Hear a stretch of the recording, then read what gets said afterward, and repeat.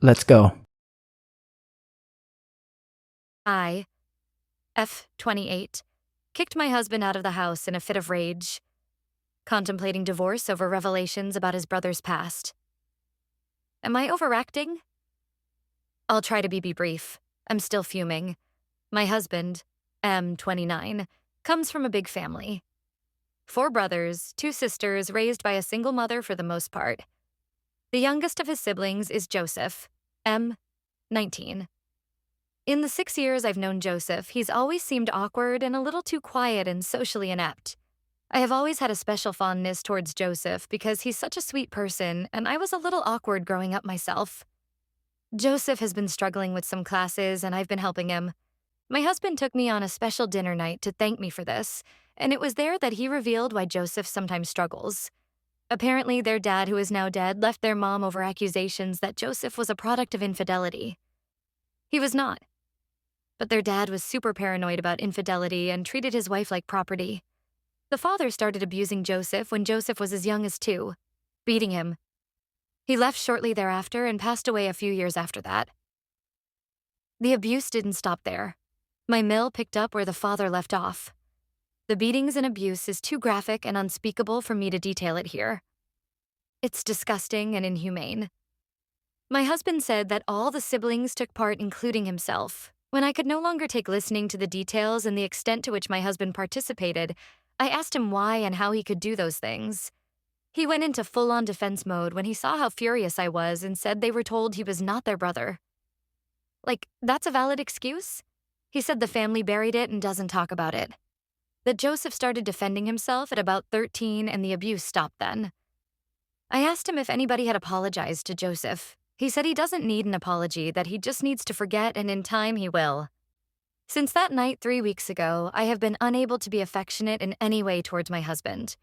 It's like I went from totally in love to totally repulsed by him. He's suddenly somebody I don't even know. I honestly don't know why Joseph has chosen to stay around all these animals, and I'm disgusted with myself for marrying one. Last weekend, we had a backyard cookout, as we often do. Most of his siblings were here. Joseph knocked over a pitcher of iced tea. He's a little shaky and a little clumsy, but it was an accident, obviously. My MIL went off and started berating him and called him an idiot and a few other names. She started to berate him about his hands and how they shake so much and told him to get control of it and stop shaking. I gave my husband a look like, hey, jump in here. He didn't do anything. I lost it. I went completely crazy on her and told her that maybe if she hadn't beat him and other things. At this point, my husband jumped in and told me to take it easy on his mom. I told her to leave and she told everybody to leave with her. Joseph only stayed because I practically begged him to stay, but she told him to leave too. I tried to talk to my husband about what happened and why I went off. He told me to mind my own business about his family business. I told him to leave at this point. He reluctantly left and has been calling and texting me nonstop to forgive him. Edit. Finally heard back from a friend I had emailed. She's a counselor. She told me I actually victimized Joseph by bringing up the abuse that Friday night. She says I should have simply stood up for him for what happened that night. She says I should apologize to him for that, and I will tonight. She also said it's probably going to be the first and only apology Joseph ever gets that's even remotely related to all the abuse he suffered. So be ready for anything. I'm picking him up at his friend's house tonight. His mom kicked him out over what happened. Everything is happening so fast now. My parents have stepped up big time and offered to move him in. My dad is going to teach him how to drive and help him get his DL. He's going to give him his old car that nobody drives. Now we just have to convince him to accept our help. Haven't read all your comments, but I will. Just things are happening fast. I need to keep up. I know my kids will be fine. Right now I'm in full get Joseph help mode. I have not read all your comments, but I will. Thank you all. Oh, I almost forgot. I spoke to my husband on the phone finally. He thinks he's going to talk his way back. I asked him why his mom kicked out Joseph. He said he had no idea what I was talking about. He didn't know. Joseph told me that my husband has been staying at his mom's and he was there when Joseph was kicked out. I will file divorce. No chance I'm taking him back. Edit. Some of you have asked about the details of the abuse. I left them out to spare you. Something inside you breaks when you hear the details of what they did to Joseph. I wanted people to read this and not have to visualize it. Horrible and tragic are not big enough words. Edit. Sorry. I can't respond to every comment, and thanks for some kind words, but just to add some clarity to some questions I keep seeing. No, he has no remorse, nor does he think an apology is needed. He also feels no therapy is needed for anybody, just time to heal. But at the same time, he acknowledges that Joseph's shaking and struggle are a result of he abuse. I don't get this contradiction, but I will get therapy for myself as well and try to get more answers. Also, yes, my dad is pretty awesome. I knew he would spring into action if I just talked to him. My mom is great too. I knew Dad would get her to sign on as well. They like Joseph, and they had reservations about me marrying my husband, but that was for other seemingly petty reasons at the time. I swear on my life that I did not know my husband and his family had this secret. I only knew that they all seemed normal, but Joseph was clearly damaged. He's very sweet-natured, but you can tell he has endured some things. I always wanted to get close to him and try to understand him, but I never would have guessed. TL. My husband participated in disgusting, inhumane abuse of his youngest brother. I want a divorce. I think I want him in jail. Relevant comments. Really, I care. Your husband sounds like an absolutely horrible human being, and I am really sorry you are going through this. It is one thing to have been involved because it was just the family thing to do, but it is another entirely to take up for it. To be honest, they should all be prosecuted. I realize that this sucks a lot right now, but this is not something I could ever live through. I don't know if you have children, but if you do, that kind of abusive history would be something that he might do to your own children, but also would be important in any custody disputes. He is despicable. I am sorry you found out this way and not sooner. Edit.